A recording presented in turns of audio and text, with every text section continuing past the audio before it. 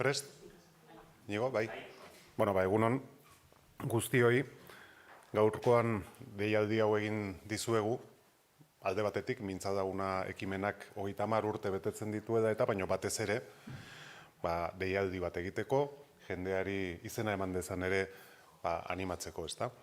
Badakizute, ezagutzen dezute, mintza laguna egitasmoa zertan datzan, bagera erakundearen eskutik orain dela 30 urte martxan jarritakoa, euskeraz aritzen diren pertsonen eta euskeraz aritu nahi duten pertsonen arteko lotura hori sortzen, eta beraz praktikatzeko aukera eskainiaz, ibilbide luze honetan, 30 urte hauetan 5.000 lagun pasatu dira ekimen honetatik, eta ez da zenbaki makala, eta berriro diot, ez? Donostia izan zen gainera honen abia puntua eta eredu, eta deialdi egin nahi dugu, hortarako baliatu nahi dugu agerraldi hau, oraingoan ere izena ematera animatzeko jendea, parte hartzera animatzeko, eta zergaitik ez nire aldetik esateko, urte gehiago ere danean jarraitu dezada ekimen honek, egunen batean ezpadin bada beharrezkoa agian hobe, baina uste dut tarte batean beharrezkoa izango zaigu da, eta beraz bide luzea egin dezada. Eta nire aldetik besterik ez, Aitziber gurutzeaga daukat hemen, bagera elkarteko arduraduna, eta gero dauzkagu baita ere Ane Loidi bide dagun hasieratik izandakoa gainera, eta Josu Perez Ruano bidedari, eta beraiek hitz egingo dute, beraz beraien txanda, Aitziber, zurea da hitza. Bueno, esan bezala, abenduan ingoitu 30 urte ekimenak, eta, pixka bat gogora ekarrita, duela 30 urteko abendu horretan, 12 lagunekin hasi zan ekimenen batzuentzako pixkat eroa zana, eta, horrezkeroztik handitzen eta gorpuzten jundane egitasmoa izan da, Donostian normalean ikasturtero 200 lagune izaten ditugu. Gerora ere aipatzea salto egin zuela Donostiatik Euskal Herri mailara, eta gaur egun ia lurralde gehienetan badaude mintza lagun taldeak, guztira 120 herrietan edo 7.000 lagun elkartzen dira astero mintza praktika egiteko. Pixka gogorara ekarri ere, zer dan azkenean praktikan edo badakigu, ezagutzatik erabilerara salto emateko aukera bat ematen duela mintza lagunak, baina azken finean praktika behar duten horiek beldurra eta lotxa gainditu, hizkuntz ohituretan baraldaketa hori ematen laguntzen duen egitasmoa da, eta pixka bate poliki-poliki euskeran ere trebatu egiten dira. Oso importantea baita edozein hizkuntza menderatzeko ezagutzaz gain, erabilera ere hortan ondo trebatuta egotea, menperatzeko hizkuntza. Orduan hoxe. Menditut nirekin batera, Ane Loidi eta Josu, Ane bera sorreratik, hau da, 30 urte darama, bide lagun moduan mintza lagun egitasmoan, eta berak pixkat esplikatuko dugu bere esperientzia, eta Josuk ere, bere aldetik ere, bere esperientzia eta ekarpena ekarriko dugu. Baina, gogoraraztea izen ematea zabalik dagoela, eta urriaren 21 arte izango dela. Zen emateko, bageraren webgunearen bidez, gure bulegora etorrita, telefonoz deituta, korreoa bidalita eta barroiko bideetatik egin daiteke. Aneren txanda?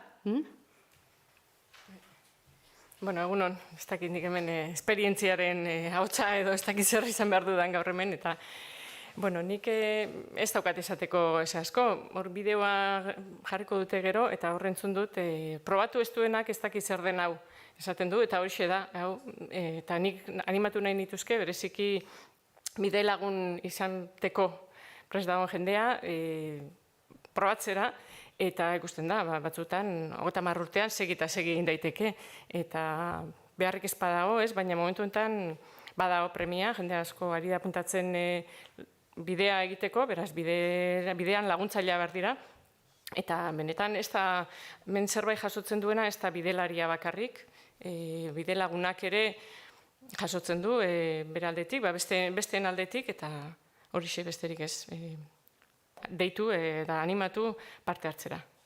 Eskerrik asko. Bueno, ni Josu Pérez naiz, ni donostiarra naiz, hain zuzen, altxatarra naiz, hain zuzen ere, duela 2 urte, hasi nintzen euskaraz buru belarri ikasten, eta nik argi neukan, hasieratik, hitz egitea egin behar dudala. Egia da, euskaraz ez da txantza hitz egitea. Nik nahiko ondo moldatzen naiz idazten edo entzuten, baina hitz egiterakoan, akatsak asko egiten ditut oraindik. Eta, nik askotan txantzetan esaten dut, errestasun handia daukadala akatsak egiteko. Baina, ala eta guztiz ere, egia da, nik duela 2 urteek euskaraz ikasten nuenean, hasi nuenean, bilatu nuen sareetan eta aurkitu nuen bagera ekintza. Egia esateko, 2 urtez daramatzat ekintza honetan, eta oso pozik nago, azkenean, hau da altxorra bat, benetan, mundu honetan denak presioaren truke egiten dugu gauza guztiak, eta hau da, benetan, auzo lan bat, eta debalde gainera, hori ezin dugu ahaztu. Nik hasi nintzenean, gogoratzen naiz, nik guk astean behin elkartzen gara hitz egitera, ez da? Hitz egiteko. Eta noski, euskeraz, ahalegin guztiak egiten ditugu euskeraz komunikatzera.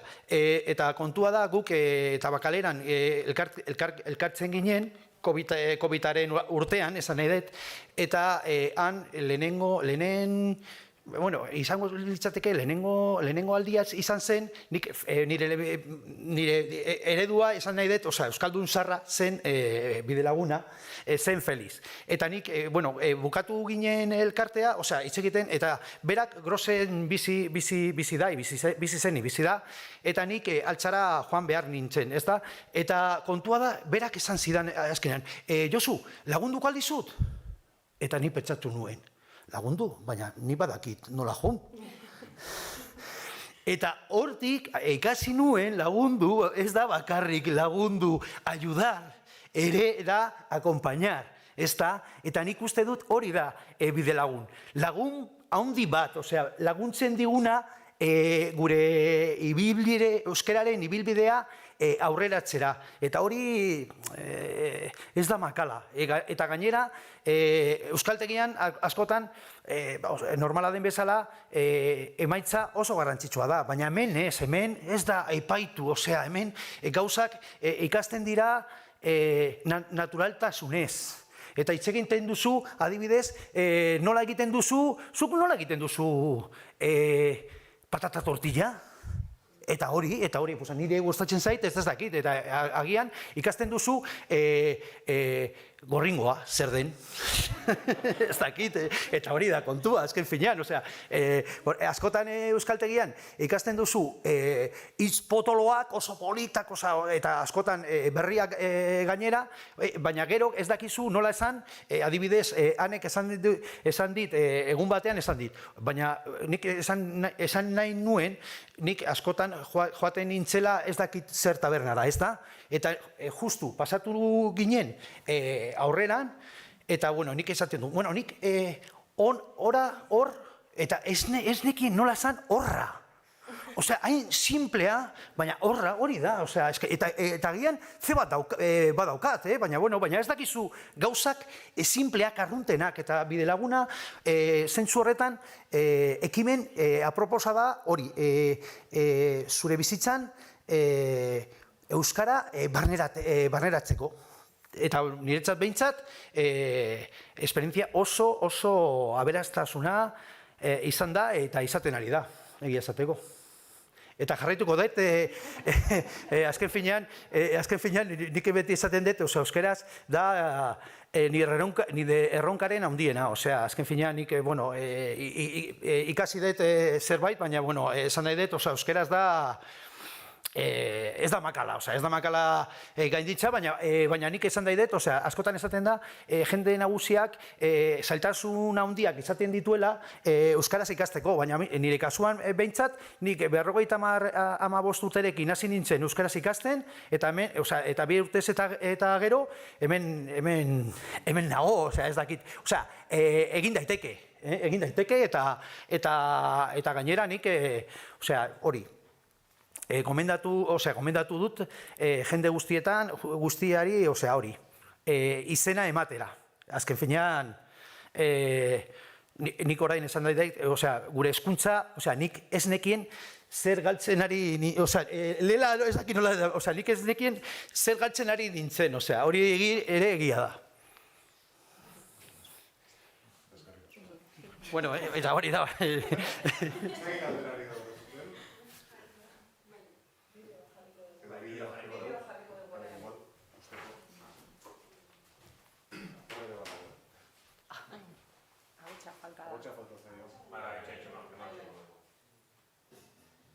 Zurekin euskaraz, egin nahi dugu.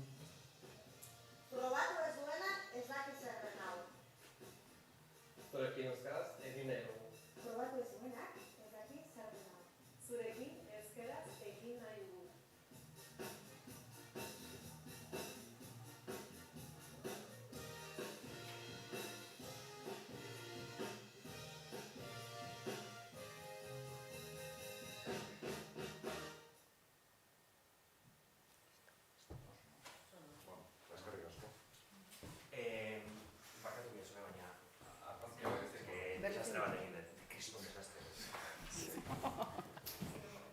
Berriz egin behar dugu.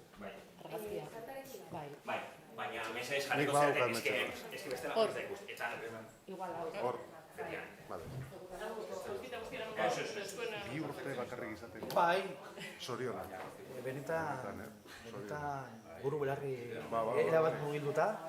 Nik Diario Baskon egon nintzen lan egiten 10 urtez, ez da? Bai, hemen ere, hilabete bat egon nintzen hemen lan egiten, bai. Eta, baina hori da, dela 2 urtez hasi nintzen, eta dena euskaraz ikasten eta ikusten dut, hori da... Abia dana, dana gaizki.